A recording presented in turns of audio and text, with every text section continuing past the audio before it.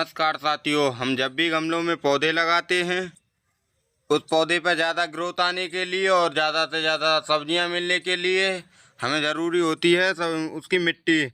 हम इतनी ही अच्छी मिट्टी बना पाते हैं अपने पौधों के लिए, उतने ही अच्छे हमें हमारे पौधों से सब्जियां मिलेंगी और उतनी ही अच्छे से हमारा पौधा ग्रो करता रहेगा।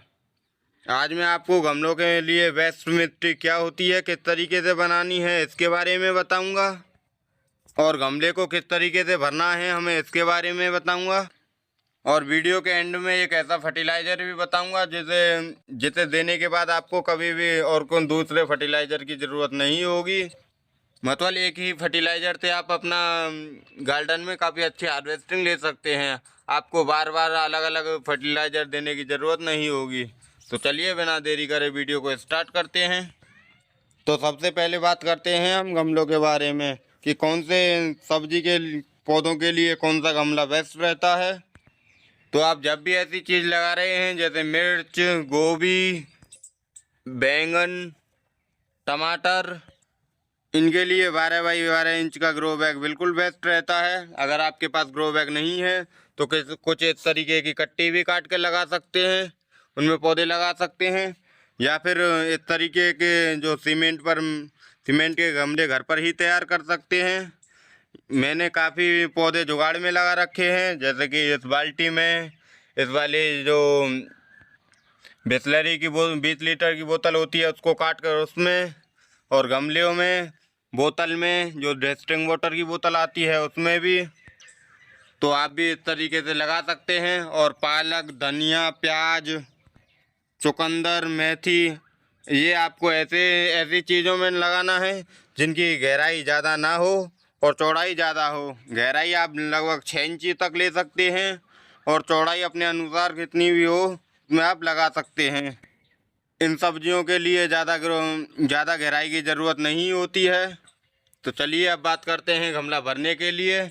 मैं जब भी कोई भी कंटेनर भरता हूँ उसमें आधे कंटेनर से ज़्यादा किचन वेस्ट या सूखे पत्ते या कटी हुई जो कटाई छटाई करता हूँ उसका वेस्ट भरता हूँ, क्योंकि ये हमारा धीरे धीरे डिकम्पोस्ट होता रहेगा और हमारे पौधों को यहीं से फर्टिलाइज़र मिलता रहेगा। तो आप भी इस तरीके से डाल सकते हैं।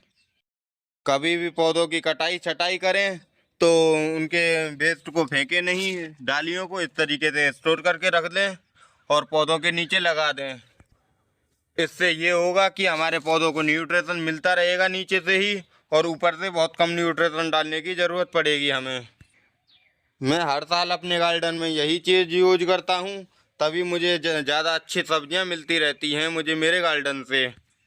तो चलिए अब बात करते हैं मिट्टी के बारे में। हमें सबसे अच्छी मिट्टी किस तरीके से बनानी चाहिए, क्या क्या डालना है उसमें।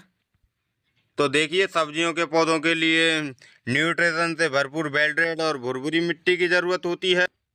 गमलों में भुरभुरी मिट्टी इसलिए ज़रूरी है ताकि हमारे पौधों की जड़ आराम से फैल सके उसमें और पानी अच्छे से ड्रेनेज हो जाए। पानी रुका नहीं रहना चाहिए।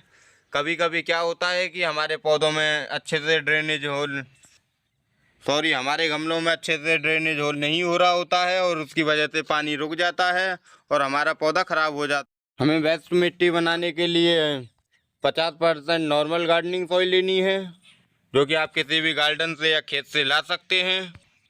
उसके बाद 30% आपको लेना है गाय के गोबर की खाद, या फिर वर्मी कंपोस्ट भी ले सकते हैं। मैं फ़िलहाल गाय के गोबर की खाद ले रहा हूँ। मेरे पास गाय के गोबर की खाद अवेलेबल है। अगर आपके पास गाय के गोबर की खाद नहीं है तो वर्मी कंपोस्ट ले सकते हैं। इसके बाद हमें लेना है 20% राइस हस्क, यानी कि धान की भूसी। अगर आपके पास धान की भूसी नहीं है तो बालू, जो कि नदी की रेत होती है, या फिर रेत होता है जो कि रेतीली मिट्टी होती है, उसे भी आप यूज कर सकते हैं। धान के भूसे या फिर रेत मैं इसलिए बता रहा हूँ ताकि हमारे जो पौधे की गमलों की मिट्टी है जो भुरभुरी बनी रही है। धान की भूसी डालने के काफ़ी फ़ायदे होते हैं। हालांकि मुझे अभी थोड़ी बहुत ही मिल पाई है, जिसमें मैंने 2-3 कंटेनर भर लिए हैं और मैं मंगाऊंगा ऑनलाइन, और उसके बाद मैं अपने सभी पौधों को धान की भूसी में ही लगा करूँगा। अब आपको इन सभी चीज़ों को अच्छे से मिक्स कर लेना है और मिक्स करने के बाद आप जिस भी कंटेनर में अपने सब्जियां लगाना चाहते हैं उस कंटेनर में भर लीजिए। इसी तरीके से अपने पौधों के लिए मिट्टी बनाता हूं। और अब बारी है इसमें पौधे लगाने की। मैं इसमें गोभी के पौधे लगाने जब जा रहा हूं। आप जब भी गोभी के पौधे लगाएं तो उनकी दूरी लगभग 6 से 7 इंची होनी चाहिए। पौधे से पौधे की दूरी अगर 10 इंची हो तो काफ़ी अच्छा है। मैं एक प्लास्टिक की फ्रूट क्रेट में 6 पौधे लगाने जा रहा हूं। अगर आपके पास और भी कंटेनर ज़्यादा हैं तो आप 4 पौधे ही लगाएं। चारों कोने पे लगा सकते हैं, इससे आपको और भी ज़्यादा अच्छी ग्रोथ देखने को मिलेगी।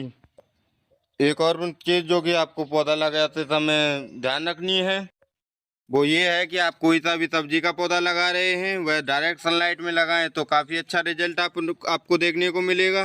क्योंकि हमारे पौधों के लिए डायरेक्ट सनलाइट ज़्यादा ज़रूरी होती है और हम जितनी ही अच्छी धूप दे पाते हैं पौधों के लिए उतनी ही अच्छी ग्रोथ हमें देखने को मिलेगी। और अब बात करते हैं उस फर्टिलाइज़र के बारे में जो कि मैं आपको वीडियो के शुरुआत में बताया था कि एक ऐसा फर्टिलाइज़र जिससे आपको और दूसरे फर्टिलाइज़र देने की ज़रूरत नहीं पड़ेगी। तो वह है सरसों की खली का लिक्विड फर्टिलाइज़र।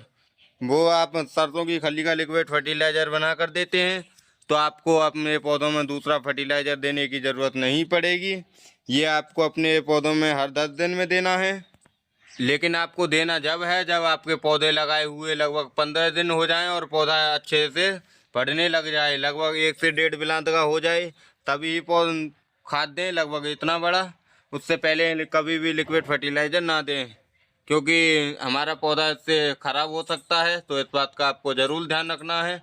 जब पौधा अच्छे से गमले में सेट हो जाए और थोड़ा बड़ा भी हो जाए तभी पौधे में इस खाद को दें। तो आज के लिए बस इतना ही। हमें एक चीज़ कमेंट करके ज़रूर बताएं आपने अपने गार्डन में कौन कौन सी सब्जियां लगा रखी हैं सर्दियों में और कौन कौन सी सब्जियां भी लगाना चाहते हैं आप। मिलते हैं आपसे फिर किसी नॉलेजेबल जानकारी के साथ। Thank you watching the video.